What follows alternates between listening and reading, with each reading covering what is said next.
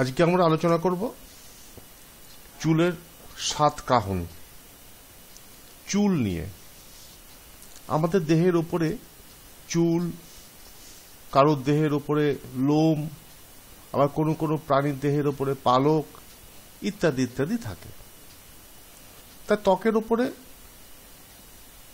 বিভিন্ন প্রাণীর চুল বা কারোর লোম বা কারোর পালক থাকে।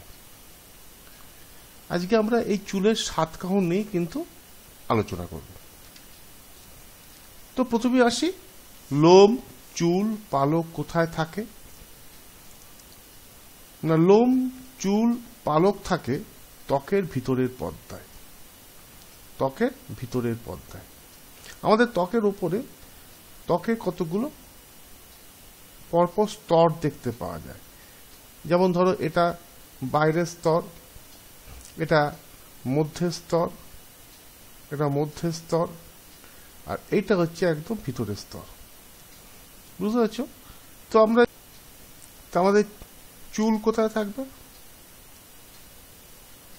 চুল কোথায় থাকবে? না, চুল থাকবে এই ত্বকের একদম ভিতরের স্তরে। এই যে ভিতরের স্তর, এই যে ভিতরের স্তর, এই ভিতরের স্তর থেকে কিন্তু চুলটা বেরোবে। চুলটা কিন্তু কখনো বাইরের স্তর থেকে বেরোবে না, এখান থেকে বেরোবে না। সবসময় ত্বকের এই যে ভিতরের স্তর, এই ভিতরের স্তর থেকে কিন্তু চুলটা বেরোবে। তাহলে লোম, চুল, পালক কোথায় দেখতে পাওয়া যায়? না, ত্বকের ভিতরের পর্দায় দেখতে পাওয়া যায়। আচ্ছা, এবার বলো তো, চুলের রং কি জানো? চুলের রং, হ্যাঁ ঠিক, চুলের রং হচ্ছে কালো। আচ্ছা, আমরা প্রথমে আসছি যে ত্বকের উপরে লোম, চুল, পালক এইগুলো থাকে কেন? ত্বকের উপরে, কারণ আমরা জানি যে মানুষের বা বিভিন্ন প্রাণীর সব থেকে বাইরের আবরণকে বলা হয় ত্বক বা চামড়া। তা ত্বকের উপরে লোম, চুল, পালক থাকে কেন? না, ত্বক, আমরা যে ত্বক শরীরকে রক্ষা করে। কি করে? শরীরকে বাঁচায়। আবার ত্বককে বাঁচায় কে? তাকে বাঁচানোর জন্য তৈরি হয়েছে কি? লোম, চুল, পালক। তাহলে শরীরকে বাঁচায় কে? ত্বক। শরীরকে বাঁচায় কে? শরীরকে বাঁচায় কে? ত্বক বা চামড়া। আর ত্বক বা চামড়াকে বাঁচায় কে? লোম, চুল, পালক। তাই না? তাহলে ত্বকের উপরে লোম, চুল, পালক থাকে কেন? না, ত্বককে বাঁচানোর জন্য কিন্তু লোম, চুল, পালক থাকে। ঠিক আছে, এবার আসছি, চুলের রং কালো কেন? আমরা জানি চুলের রং কালো। দেখেছো এই যে ছবিটি দেওয়া আছে, চুলের রং হচ্ছে কালো। হ্যাঁ, কালো, সুন্দর, দেখেছো চকচকে কিরকম চুলের রংটা। কেন? না, চুলে সেই আগে আমরা পড়েছিলাম ত্বকের রং কালো। কোনো কোনো মানুষের ত্বক হচ্ছে কালো, কারো কারো ত্বক হচ্ছে সাদা। কেন? সেই মেলানিন। আবার আসছি সেই মেলানিনে। মেলানিন নামক রঞ্জক পদার্থ থাকার জন্য, ভেরি ইম্পর্ট্যান্ট। চুলের রং কালো কেন? না, মেলানিন নামক রঞ্জক থাকার জন্য কিন্তু চুলের রং কালো।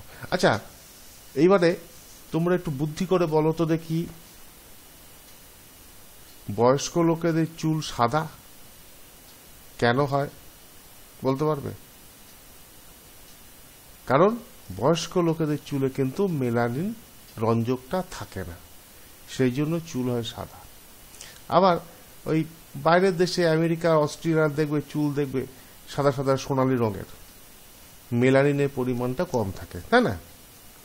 আচ্ছা, এইবার আমরা আসছি, বয়স বাড়লে দেখো, দাদু দেখেছো চুল কিরকম সাদা হয়ে গেছে।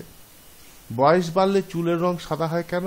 না, বয়স বাড়লে এই যে আবার আসছি মেলানিন, বয়স বাড়লে এই মেলানিনের পরিমাণটা কমে যায়। বয়স বাড়লে মেলানিনের পরিমাণটা কমে যায়, সেই জন্যে চুলের রং হয় সাদা। বয়স বাড়লে মেলানিনের পরিমাণ কমে যায় বলে চুলের রং হয় কি? সাদা। দেখেছো এটা কি বলতো? গন্ডার। এর নাম কি? গন্ডার। দেখেছো গন্ডারের খড়গ দেখেছো তোমরা? দেখো, এটা হচ্ছে খড়গ, গন্ডারের এইটা হচ্ছে খড়গ, খড়গ, গন্ডারের খড়গ খুব মূল্যবান জিনিস। গন্ডারের খড়গ হচ্ছে খুব মূল্যবান, ভীষণ মূল্যবান এবং খুব শক্ত, ভীষণ শক্ত। গন্ডার তার আত্মরক্ষার জন্য এই খড়গটা ব্যবহার করে, ভীষণ পরিমাণে শক্ত, খুব দামি জিনিস এবং খুব শক্ত।